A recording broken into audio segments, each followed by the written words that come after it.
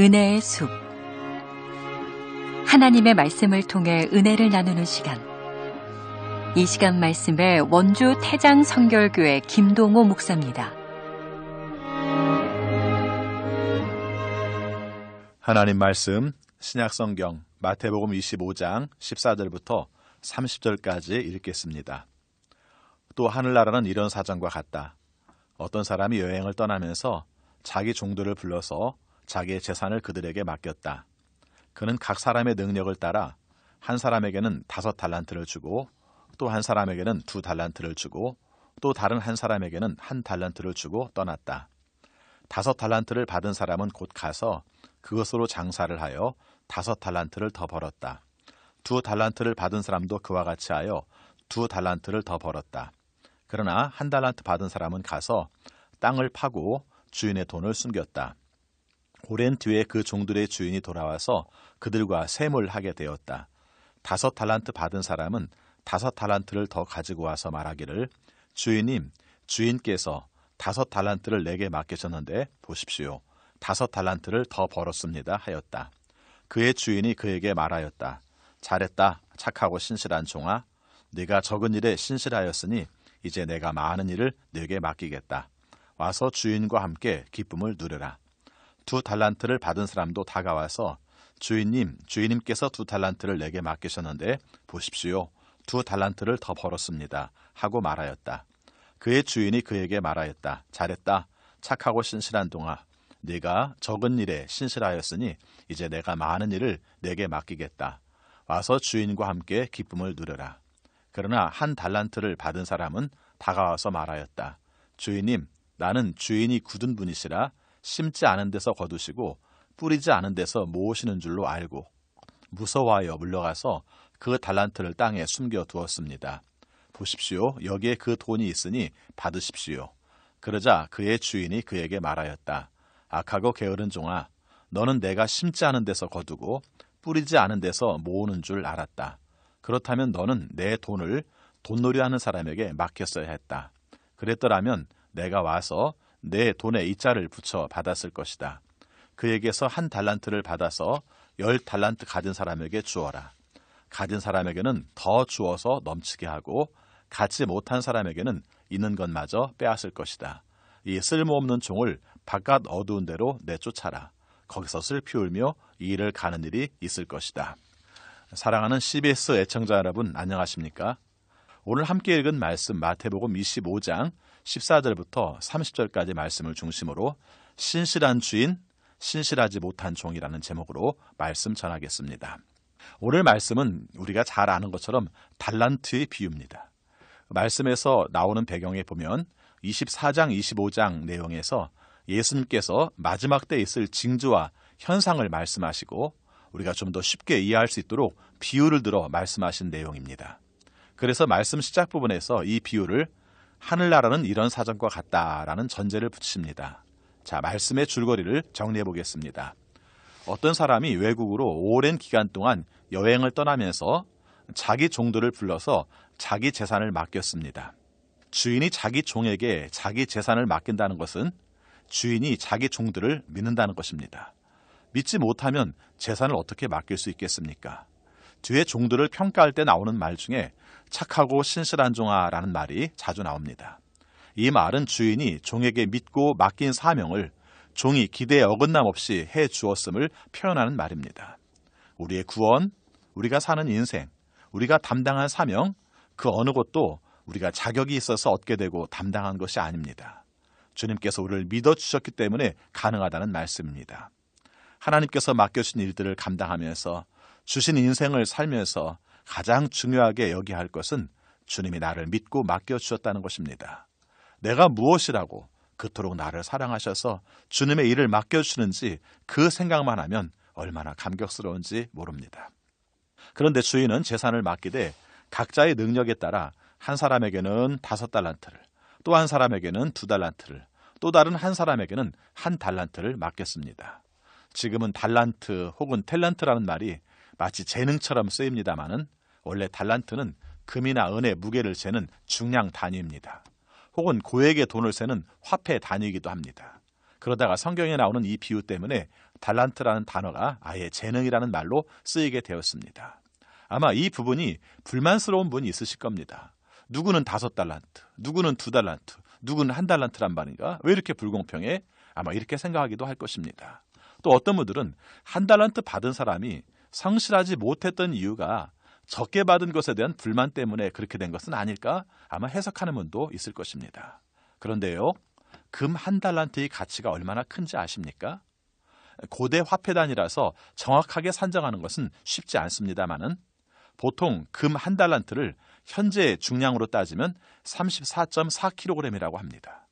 현재 금 가격 1g당 56,000원 계산해서 1달란트를 계산하면 오늘 현재 시세로 17억 4,064만 원 정도가 나옵니다. 비유지만 예수님께서 꽤 세게 말씀하신 거 아닙니까? 이 정도 금액 맡기면서 그 사람의 능력을 생각하지 않고 맡길 수 있을까요? 또 능력이 되지 않는 사람에게 너무 많은 것을 맡긴다면 그것 자체가 그 사람에게 큰 부담이 되지는 않을까요? 그렇다면 주님이 종들의 능력에 따라 달란트의 양을 다르게 맡기신 것은 당연합니다. 자, 그 다음 말씀을 보니까 그리고 주인은 여행을 떠났습니다 라고 말합니다. 이 부분이 중요합니다. 언제 돌아올지 모르는 여행을 떠나는 주인 얘기를 하시는 예수님이 그분의 생애에서 지금 어떤 시점에 놓였는지를 한번 생각해 봅시다.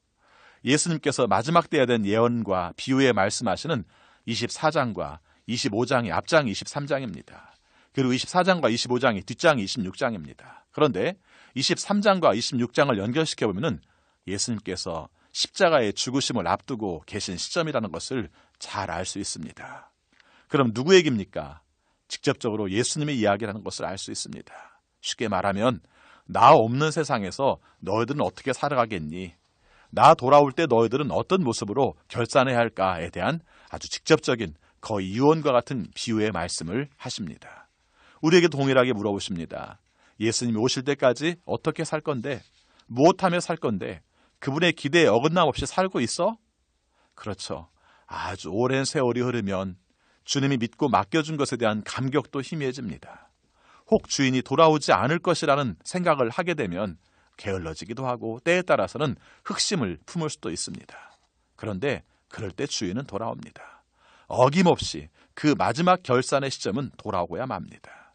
성경의 원어 표현대로 보면 우리가 알 수 없을 만큼 많은 시간이 흐른 뒤에 주인이 돌아온다는 뉘앙스를 가지고 있습니다. 그리고요, 재밌는 것은 셈한다, 결산한다는 단어가 분명히 헬라어 단어가 있음에도 불구하고 이 단어를 굳이 로고스라는 단어를 쓰고 있습니다. 로고스, 도, 말씀 등으로 번역하는 이 로고스를 사용하고 있다는 것입니다. 이 얘기는 단순히 얼마나 벌었는가 하는 계산이 아니라 어떤 삶을 살았는가를 짚어보겠다는 의미를 가지고 있는 것입니다. 자, 주인과 종들의 결산의 시간이 왔습니다. 먼저 5달란트 받은 종이 보고를 합니다. 주인님, 주인께서 5달란트를 내게 맡기셨는데 보십시오. 5달란트를 더 벌었습니다. 16절 말씀을 보면 이 사람은 장사였다고 말합니다. 혹은 번역에 따라서는 교역하였다, 무역하였다는 뜻으로도 해석을 합니다. 참 잘했습니다. 이에 대해서 주인이 그 종에게 칭찬을 하는데 이렇게 말합니다. 잘했다, 착하고 신실한 종아. 네가 적은 일에 신실하였으니 이제 내가 많은 일을 맡기겠다. 와서 주인과 함께 기쁨을 누려라. 5달란트 담당한 종과 2달란트 담당한 종은 한 일도 같고 결과도 같고 칭찬도 같기 때문에 묶어서 같이 이야기하겠습니다. 지금 5달란트 받은 사람과 2달란트 받았던 사람이 한 결과에 대해서 주님은 뭐라고 평가하시는가? 3가지 내용으로 정리할 수 있습니다. 첫 번째 평가와 칭찬입니다. 잘했다, 착하고 신실한 종아. 주인이 자신을 믿어준 것을 알고 그 신뢰에 어긋남 없이 성실하게 자신의 일을 하였다는 것입니다. 이 말씀에서 이 사람이 한 일을 굳이 교회의 사명이나 역할 등으로 한정시킬 필요는 없습니다. 어떤 일을 하든지 어떤 삶을 살든지 주님께서 맡겨주실 때 우리를 믿고 맡겨주셨다는 것을 아는 사람은, 그 감격을 가지고 사는 사람은 그분의 기대에 어긋남 없이 삽니다. 이 점을 강조하고 싶습니다. 어떻게 이 사람이 이 일을 하게 되었는가? 가장 중요한 것은 주인이 나를 믿고 맡겨주셨다는 것을 알기 때문에 거기에 맞게 어긋남 없이 신실하게 일을 했다는 것입니다. 주님이 나에게 일을 맡겨주셨습니다. 나를 믿어주셨습니다. 그거보다 소중한 게 어디 있습니까? 주님이 나를 믿어주셨습니다. 보잘것없는 나를 구원해 주시고 할 줄 아는 건 많지 않은 나를 세우셔서 주님의 일을 감당하게 하셨습니다. 좋지 못한 성품임에도 불구하고 사람들을 붙여주셔서 그 일을 하게 하셔서 나 자신을 돌아볼 수 있는 시간과 성찰의 기회를 주셔서 깨닫게 하셔서 하나님이 원하시는 사람으로 살게 해주셨으니 얼마나 감사한 일입니까? 이 마음만 갖는다면 주님 앞에서 착하고 믿음직한 종으로 살 수 있을 것입니다. 두 번째 칭찬은 내가 작은 일에 신실하였으니 이제 내가 많은 일을 맡기겠다라는 말씀입니다. 5달란트를 성실하게 잘 경영한 사람에게 더 큰 일을 담당하게 하시겠다는 말씀입니다. 작은 일에서 신실함이 평가되었기 때문에 더 많은 일 혹은 더 큰 일도 믿고 맡길 수 있다는 말씀입니다. 이런 칭찬받는 믿음직한 여러분들이 되시기를 바랍니다. 이 말씀에서도 강조되는 단어가 신실함입니다. 주님의 신실함을 믿은 그 사람이 자신의 작은 일에 신실하였기 때문에 주님께서 큰 일을 믿고 그에게 맡겨주시겠다는 그런 말씀입니다. 이 세상에 살면서 혹은 교회 생활을 하면서 이 부분이 우리를 힘들게 할 때가 있습니다. 일을 하다 보면 내게 맡겨진 일이 점점 많아집니다. 다른 사람들은 아무것도 하지 않는 것 같은데 내게만 역할이 점점 많이 부여됩니다. 이것이 불만일 때 이 말씀을 기억하시기 바랍니다. 역량이 안 되는데 역할을 맡길 수는 없지 않습니까? 특별한 영혼을 책임지는 사명은 우리를 구원하시는 주님의 마음을 경험하지 못한 사람에게는 맡길 수 없습니다. 한 영혼을 소중히 여기는 사람에게만 영혼을 책임지는 사명을 맡깁니다. 세 번째, 와서 주인과 함께 기뻐하자 혹은 즐기자라고 말씀하십니다. 예수님께서 오늘 비유의 의도를 말씀하실 때 하늘나라는 이런 사정과 같다는 얘기로 말씀을 시작하셨습니다. 네, 맞습니다. 우리의 최종적인 목표는 하나님 나라에서 하나님과 함께 기쁨의 자리에 참여하는 것 아니겠습니까? 그날을 위해 최선을 살고 성실하게 살고 의미 있는 일을 하고 다른 사람을 헤아리며 사는 겁니다.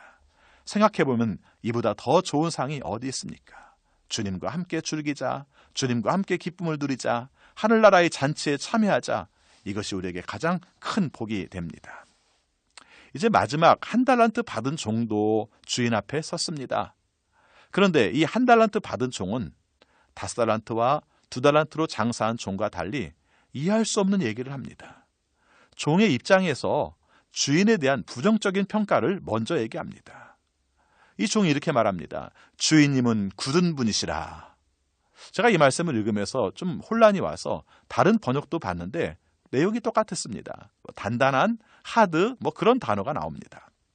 또 심지 않은 데서 거두시고 뿌리지 않은 데서 모으시는 줄로 알고, 이 말도 이상하지 않습니까? 주인이 1달란트 주었잖아요. 투자라고 했지 않습니까? 그런데 거기에 대고 주인에게 투자하지도 않으면서 이익을 챙기는 분이라는 이상한 평가를 하고 있습니다. 어떻게 그렇게 이해할 수 있을까요? 어떻게 주인을 그렇게 우리가 해석할 수가 있을까요? 저는 이렇게 생각합니다. 1달란트 받은 종은 그 주인을 신뢰하지 않았습니다. 주인이 자신을 믿어주는 신실한 주인의 모습으로 다가갔음에도 불구하고 그 종은 그 주인의 신실함을 믿지 않았다는 것입니다. 우리의 불행은 여기에 있습니다. 주님이 나를 믿어주시는데 내가 주님을 믿지 못합니다. 내가 생각한 수준대로 주님을 생각합니다. 나라도 나를 못 믿겠다. 그런데 주님이 나를 어떻게 믿어주겠어? 여기에서 믿음의 자리로 들어갈 수가 없습니다. 그 1달란트 가진 사람에게 주님께서 뭐라고 평가하셨습니까? 5달란트, 2달란트 받은 사람이 받은 평가와는 정반대의 평가를 받게 됩니다. 그가 받은 평가 첫 번째입니다. 악하고 게으른 종아. 착하고 신실한 종과 대비되는 평가죠. 게으름의 특징이 무엇일까? 앞에 있는 말씀과 연결시켜 본다면 믿음직하지 않은 삶을 살았다는 것입니다. 그것이 신뢰가 관계가 깨어지면 게으를 수밖에 없다는 것입니다. 또 그에 대한 평가가 나옵니다. 그의 소유를 빼앗아 10달란트 가진 자에게 주어라, 이렇게 말씀하십니다. 있는 것마저 빼앗길 수밖에 없는 그런 인생을 살아서는 안 되겠죠. 그런데 어떤 경우에 그렇습니까? 주님을 신뢰하지 못한 사람에게 주님께서 그에게 더 맡게 될 이유가 어디 있겠습니까? 주님의 신실하심을 믿지 못한 자에게는 있는 것마저도 빼앗길 수밖에 없다는 것을 말씀하고 있습니다. 저는 이 말씀을 읽으면서 이런 생각을 했습니다. 5달란트 받은 사람은 5달란트를 남겼는데 오늘 여기에 나오는 말씀과 연결시켜보면 원금 상환하고 남은 성과금만 이 사람이 가진 것이 아니라 원금 5달란트와 그리고 성과금 5달란트를 다시 주님께서 그에게 맡기셨다는 것을 알 수 있습니다. 그러니까 그의 소유를 10달란트 가진 자에게 주어라는 말씀이 나오죠. 결과적으로 이 사람에게 또 맡기는 겁니다. 하나님께서 원하시는 뜻대로 살지 못한 자에게는 빼앗기고 하나님이 원하시는 뜻대로 사는 자에게는 더 맡겼다는 것을 말합니다. 세 번째입니다. 쓸모없는 종을 바깥 어두운 데로 쫓아라. 슬피 울며 이를 갈 것이다 말씀합니다. 단적으로 말하면 하나님 나라의 잔치에 참여 금지 명령을 받은 겁니다. 주님을 신실하게 신뢰하지 못한 사람은 주님이 베푸시는 하늘나라의 잔치에 참여할 수 없다는 말씀입니다. 오늘 본문과 비슷하게 기록되어 있는 누가복음 9장에서 보면 이 종에 대한 평가가 이렇게 말하고 있습니다. 내가 왕이 되는 것을 반대한 자다라는 평가가 나옵니다. 주님이 우리에게 믿음직하게 다가오시는데 그것을 믿지 않는 사람이 주님의 은혜를 거부하는 자라는 것입니다. 내 생각으로 말고 주님의 신실하심을 믿어서 주님의 초청에 응답하시고 주님과 함께하는 자리에 기뻐하시는 여러분들이 되시기를 바라겠습니다. 은혜의 숲. 지금까지 말씀에 원주 태장성결교회 김동호 목사였습니다. 이 시간 말씀을 통해 신앙생활에 도움받기를 원하시는 분은 전화 033-742-6762번 원주 태장성결교회로 문의하시기 바랍니다.